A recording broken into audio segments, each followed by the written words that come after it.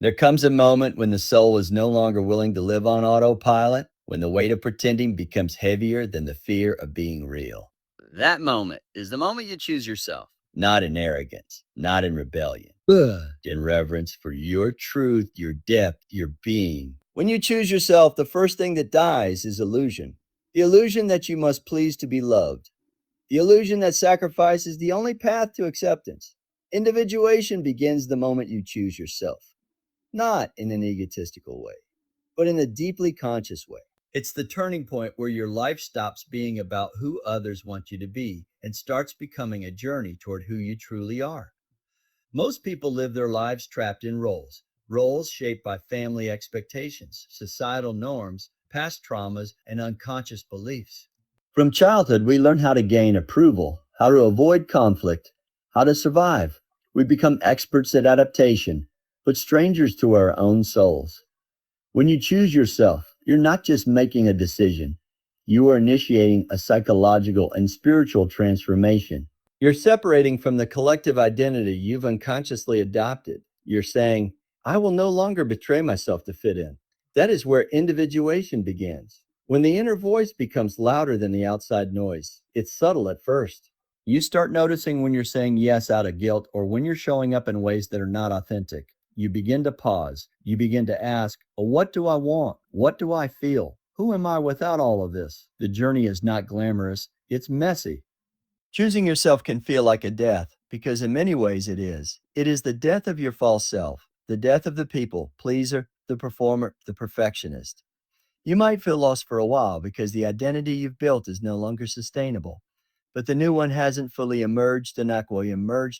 Your marked space between is where the real work happens. It's the sacred ground where your unconscious meets your conscious, where your wounds meet your wisdom. This is where you start to recognize your own projections. You stop blaming the world and begin to understand the patterns you've been repeating. You start seeing how you've abandoned yourself over and over by silencing your truth, by tolerating disrespect, by living small just to be accepted. And instead of judging yourself for it, you observe. You understand, you integrate. That's individuation. It's not about becoming something new, it's about recovering who you were before the world told you who to be. You begin to take back your power. You reclaim responsibility, not in a way that feels burdensome, but liberating. Because now you know that your life is no longer governed by unconscious patterns, it is directed by awareness. This is where you start making decisions based on truth, not trauma. You don't just react, you respond. You don't just survive, you create. As you choose yourself more and more, the need for external validation starts to dissolve. You no longer need everyone to agree with you. You no longer fear being misunderstood. You realize that your path is not meant to be crowded. And in that space of solitude, clarity emerges. You begin to hear your intuition clearly. You recognize your inner compass. Your soul starts to guide your steps. This journey is not linear. You will revisit old wounds, old fears, old habits. But each time you do, you come back stronger, clearer, more anchored in who you are. Individuation is not a destination, it's a process, a constant unfolding of your true nature. And it all begins the moment you choose yourself, not once, but daily.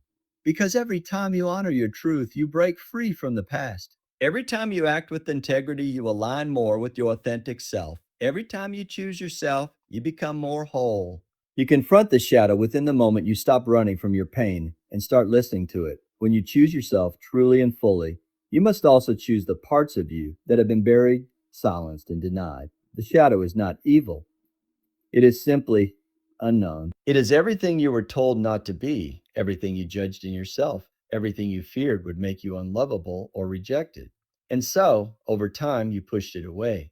But the truth is, nothing stays buried forever. The shadow lives in the background of your decisions, in the emotions you suppress, and in the reactions you can't explain. To confront it is not to destroy it, it is to integrate it. And this process doesn't happen by force, it happens through awareness.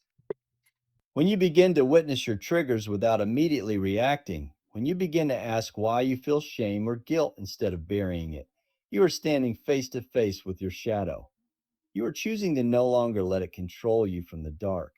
You are inviting it into the light. This journey is not about fixing what's broken, it's about seeing what's hidden. The shadow is not separate from you. It is you, just unseen. The anger you deny, the jealousy you suppress, the resentment you pretend you don't feel, they are all clues. And when you begin to choose yourself, those clues become louder, more obvious, more insistent. Because your soul doesn't want you to pretend, it wants you to become whole. The shadow often reveals itself in moments of discomfort. It shows up in your judgments of others, in your irrational fears, in the parts of yourself you feel ashamed of. And when you choose yourself, those parts ask to be seen.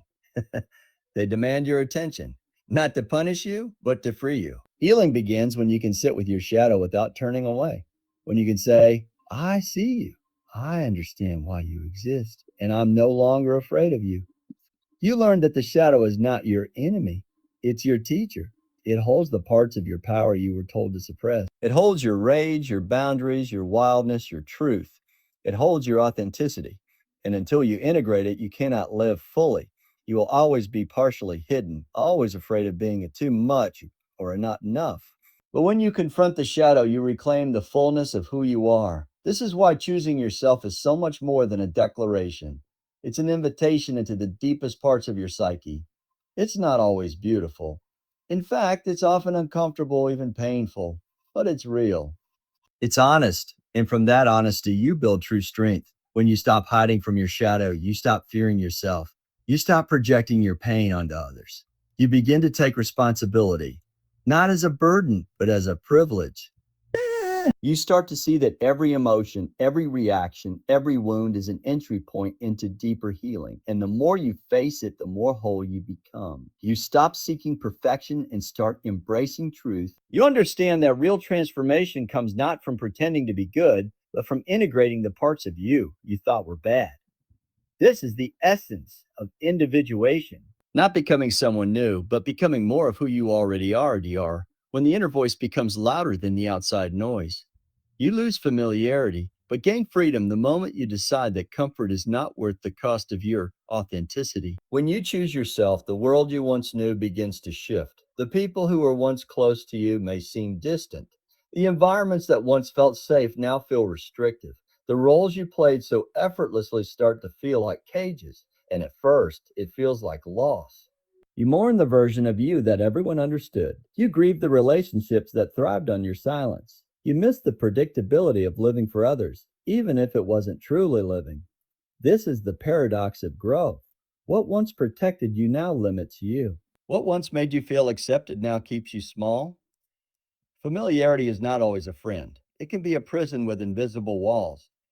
And so, when you finally choose yourself, you begin to notice those walls. You see how often you compromise your voice for harmony. How many times you said yes when your soul screamed no. How many pieces of yourself you gave away just to be seen, just to be liked, just to be enough. And letting that go is terrifying because it means stepping into the unknown. Stepping into the unknown. It means waking up and realizing you no longer relate to the life you built. It means looking around and recognizing that everything familiar was shaped by a version of you that no longer exists. That's the death before the rebirth. It's the space where everything old is falling away and nothing new has yet arrived. It's lonely, it's disorienting, but it's necessary because only when you lose familiarity can you gain true freedom. Freedom doesn't come from having everything figured out. It comes from being willing to let go. Freedom is not the absence of fear. It is the decision to move through fear with truth. And the truth is, familiarity often kept you stuck. It convinced you that surviving was enough, that quiet suffering was noble, that shrinking was safe. But when you choose yourself, that illusion crumbles.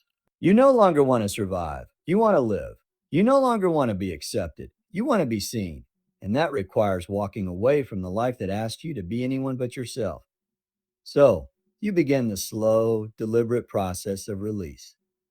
You let go of toxic attachments, even if they feel like home. You let go of patterns that gave you identity but drained your spirit.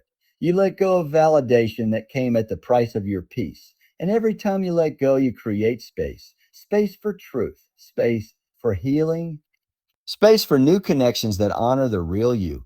This is where freedom begins, not in changing the world around you, but in changing your relationship with it. You stop needing to be understood by everyone. You stop explaining your evolution.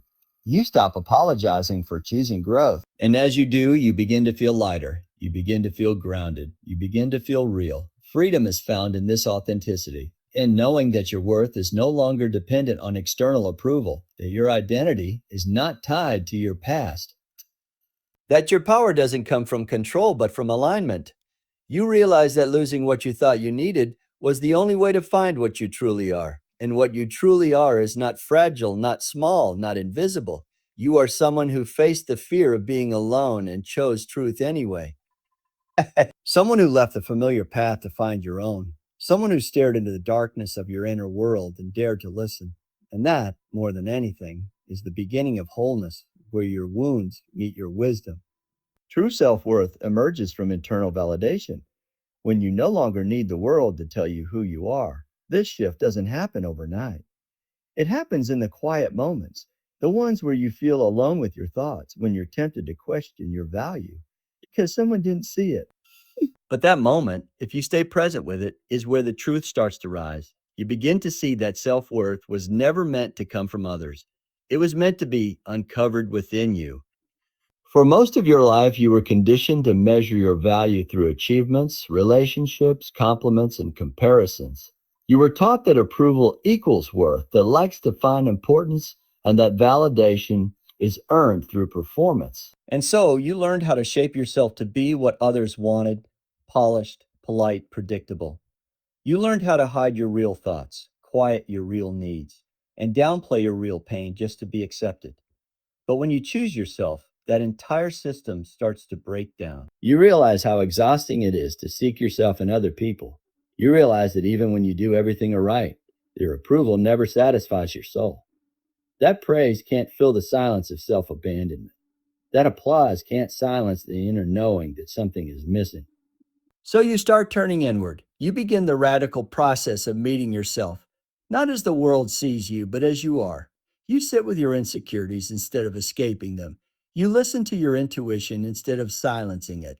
You start asking yourself what you think, what you believe, what you need. And in doing so, you begin to untangle your worth from other people's perception of you. This is not arrogance, it's sovereignty. It's the decision to anchor your identity in something unshakable. Because external validation will always fluctuate. One day people admire you, the next they misunderstand you. One moment they applaud you, the next they forget you. If your worth is built on that, your peace will always be fragile. But when your worth is built on self recognition, when it is rooted in your being, not your doing, it becomes unshakable. You stop waiting for someone to choose you, you choose yourself. You stop waiting for permission to be confident, you claim it. You stop asking if you're enough. You realize you always were. This doesn't mean you no longer care about connection or feedback. It means you no longer depend on it to define you. True self worth is quiet but undeniable. It doesn't shout, it radiates. It shows up in the boundaries you set, the way you carry yourself, the way you speak up without apology. It's not about proving yourself, it's about being yourself fully, freely, authentically. And ironically, the moment you stop chasing validation, the right people start to notice you. The right opportunities begin to align because authenticity is magnetic. It draws in what's real and repels what's not. But even then, the attention becomes secondary. It's nice, but not necessary because your foundation is internal. Your identity is no longer unleashed from the opinions of others. You've taken it back. You now walk differently, not because you've become someone else, but because you finally come home to yourself. You don't just react, you respond. You don't just survive, you create. You begin to take back your power. You reclaim responsibility, not in a way that feels burdensome, but liberating, because now you know that your life is no longer governed by unconscious patterns. It is directed by awareness. You attract experiences aligned with your authentic self the moment you stop living through the lens of survival and begin choosing life from a place of truth. When you commit to internal validation, your energy shifts. You stop pretending, stop performing, and start aligning. Start aligning. And in that alignment, something sacred happens.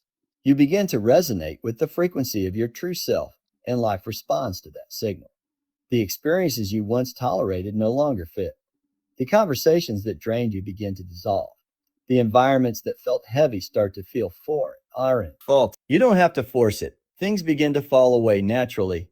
Because the more authentic you become, the more incompatible you are with anything that requires self abandonment. And in this space, you stop chasing and start receiving. You stop seeking outside yourself for what was always waiting to emerge from within. It's not magic, it's energetic integrity. When your thoughts, actions, and beliefs align with who you truly are, you emit a different frequency.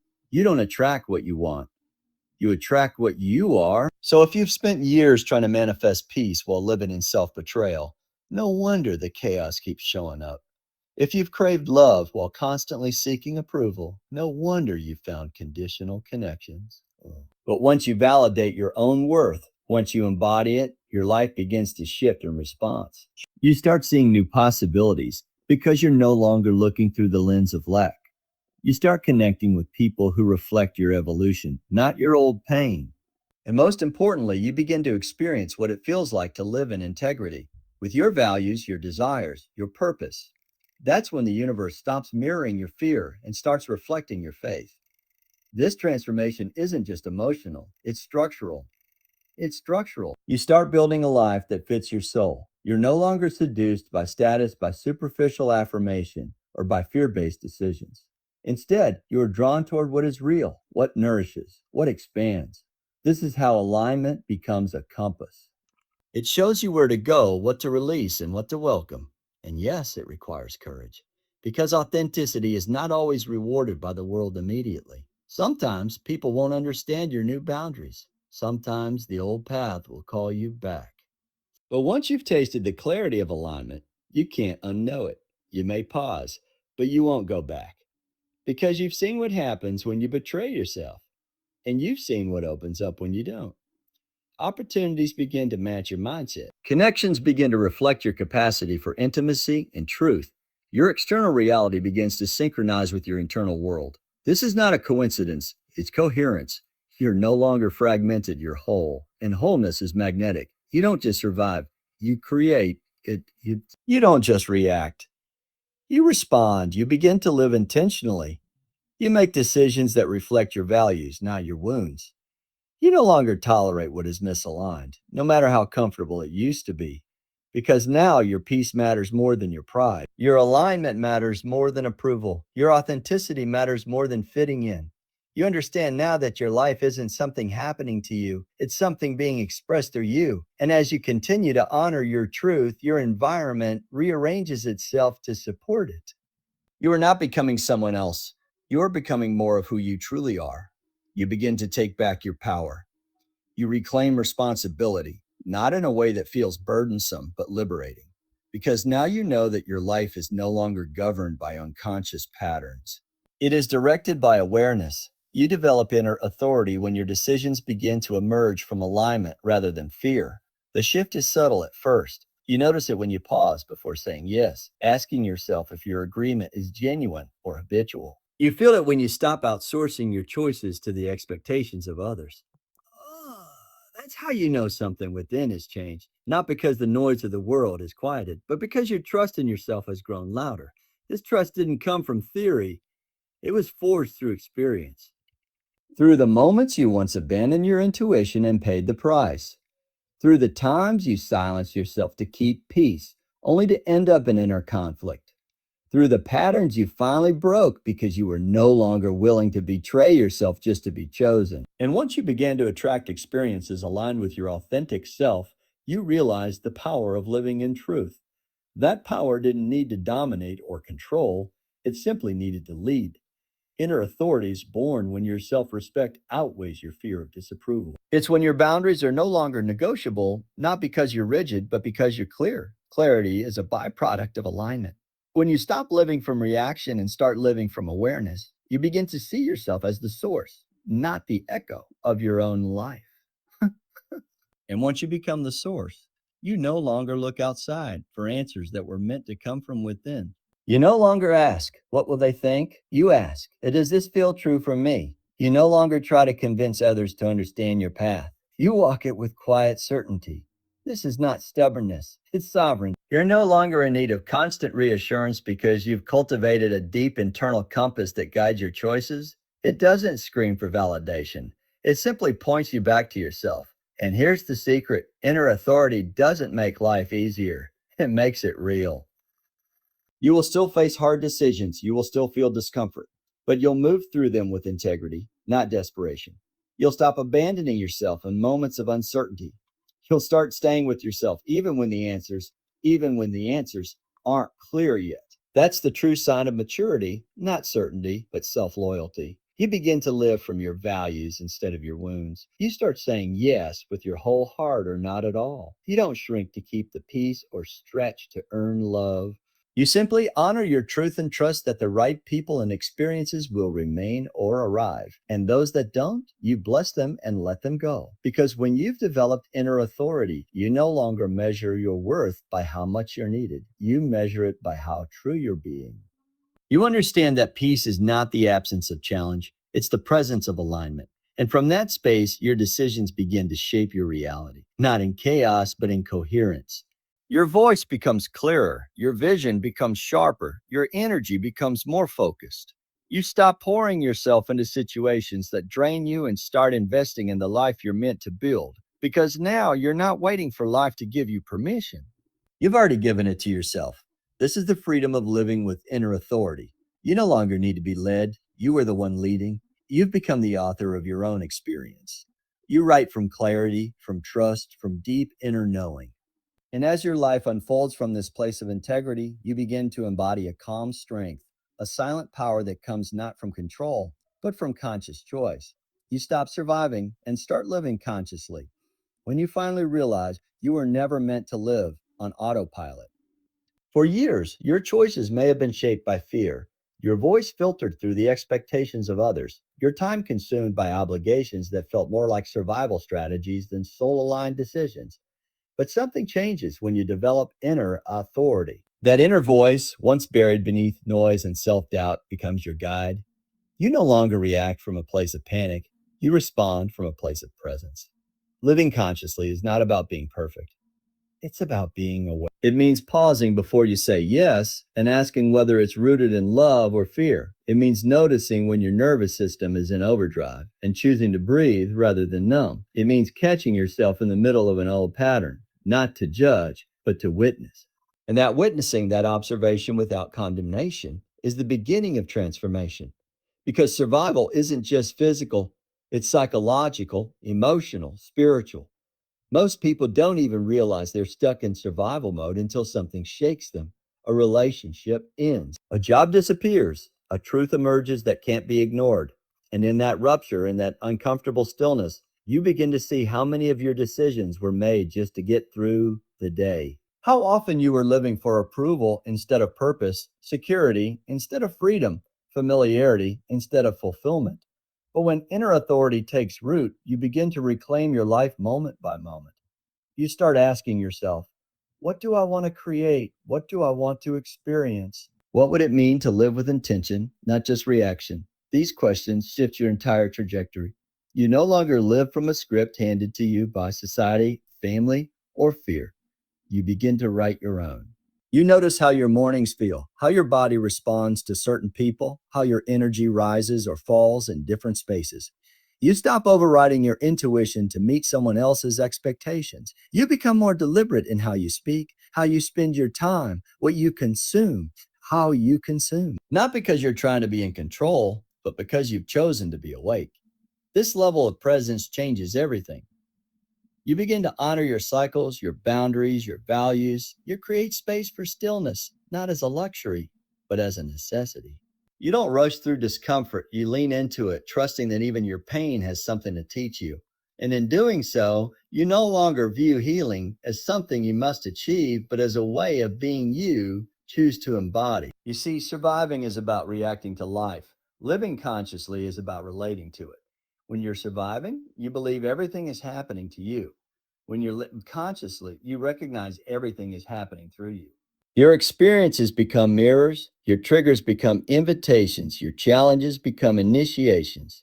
And even when you fall back into old patterns, as all humans do, you return to yourself faster each time. Not because the world around you changed, but because you changed the way you move within it. This is what it means to truly live, to walk into each moment with eyes wide open and a heart grounded in truth.